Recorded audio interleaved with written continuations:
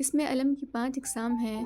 پہلی، خطاب، وہ نام جو کسی ملک یا ادارے کی طرف سے علمی یا قومی خدمات سر انجام دینے کی وجہ سے دیا جاتا ہے، خطاب کہلاتا ہے، جیسے سر شمس العلماء، خان بہادر، ستارہ امتیاز، ستارہ ہلال وغیرہ۔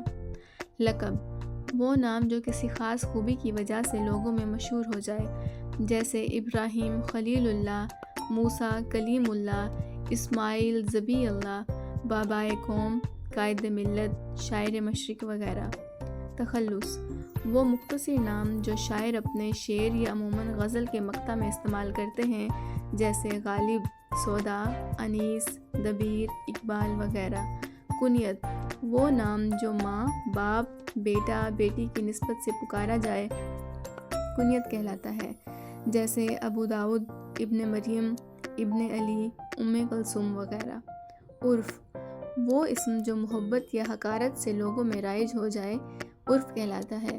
بعض اوقات کسی نام کو بگاڑ کر پیش کرنا بھی عرف کہلاتا ہے، جیسے بلال سے بلہ، رشید سے شیدہ، ماجد سے ماجہ، منیر سے منا وغیرہ۔